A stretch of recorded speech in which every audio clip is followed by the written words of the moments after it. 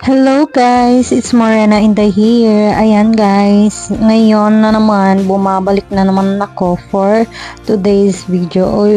Guys, kasi how many days na akong hindi nakapag-upload at hindi na nakapag video ganyan kasi nga po I have a hindi may paliwanag na pakiramdam. Yes, dahil ako ay sobrang sensitive at sobrang maarte. Yes guys, kasi nga ayun nga dahil sa aking pagbubuntis. Ayun guys, balik tayo sa ating video dahil nga ayon ako'y buntis. Yung aking asawang aking pinaglaba at tinuruan kung paano gamitin ang washing machine na itong maliit na washing machine na to guys. Yes, sobrang liit lang yan, yung ginagamit ko every maglalaba ako ng damit namin, pero dahil ngayon ay ako'y sensitive at hindi pwedeng maggalaw-galaw ng yung sobrang galaw na galaw kasi nga sensitive nga yung aking pagbubuntis. Ayun, siya na yung tinuturuan ko kung paano maglaba, di ba? Saan ka pa nakakita ng isang Taiwanese na naglalaba, di ba? Siya lang, charis, pero baka meron din, pero hindi ko lang alam. Pero ayan, sobrang swerte ko kasi ayun nga, kahit na lagi kami nag-aaway. Syempre, normal lang naman yung mag-aaway sa asawa. Hindi naman sa away ng sobra-sobra, yung away lang sa bunganga.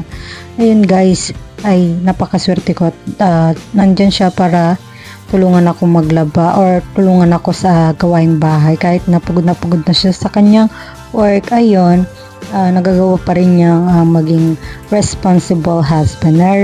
Cheres, pagka siguro pagka panood niya to ay lalaki na naman tenga kung naintindihan niya. Cheres.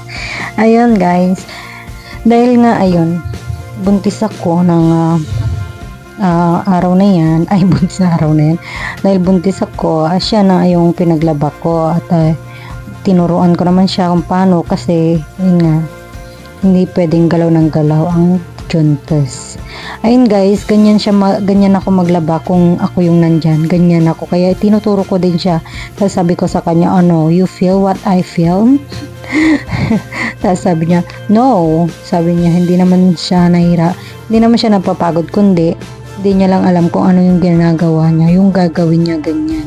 Kaya ayun, tinuturuan ko siya para naman alam niya, diba, kung ano yung hirap na paglalaba kasi nga ang sikip ng aming CR. Kasi nga, ayun, ayaw ko dun sa gusto ko ganito, washing machine lang. Kasi lumaki ako hindi naman sa lumaki. Ayan, mas maganda kasi pag washing machine. Tapos yung, kung pwede lang kamay lang eh. Kaso hindi pwede. Kasi mas lalong matatagalan, diba? Ayun, super cute ng aming washing machine guys. Diba nakikita nyo naman? Sobrang naman yung asawa ko, tingin mo.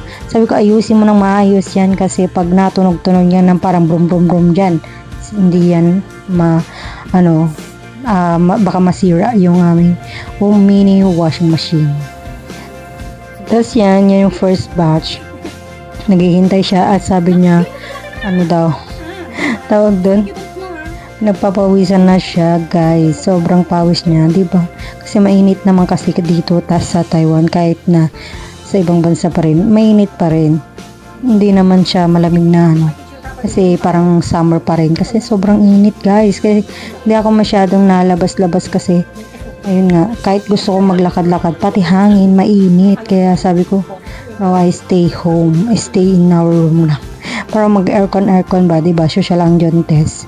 Pa-aircon, walang ginagawa, kundi maghihilata lang.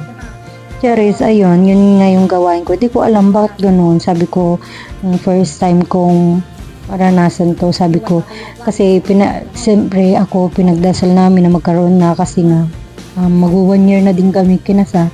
Tapos ayun, in God's time, ayun, binigyan naman sa amin yung aming hinihiling at pinagpipray at ayun nga, sabi nga, in God's time talaga, bibigay naman ni God ko sa iyo yung hinihiling mo sa tamang oras.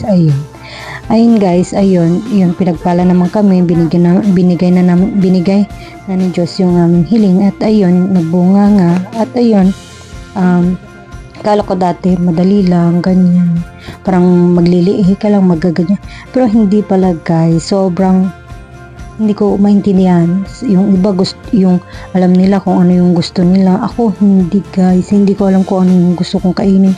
Parang iniisip ko lang, tas ayun, gagawin ko na, tas titikim lang, tas ayun, wala na guys. Parang wala na akong ganang kumain kasi ako yung nagluluto guys. Kung gusto ko sana, iba yung nagluluto sa gusto ko. 'Di ba? Ang ano ko.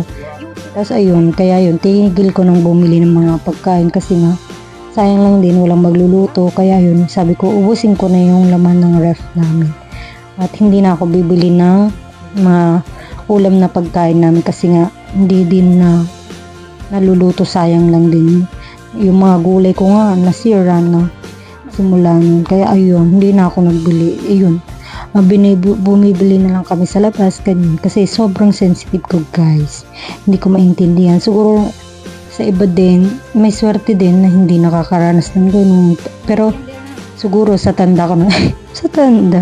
Oh guys, I'm so old na. Kaya ayun, kwento ko lang naman sa inyo. Ayun, tapos lang aming paglalaba. Kaya ayun guys, sana po lagi pa rin kayong nanonood sa aking video at sana supportahin niyo pa rin ako sa aking mga ina-upload at ayun. Enjoy watching and bye. Thank you so much. Bye-bye.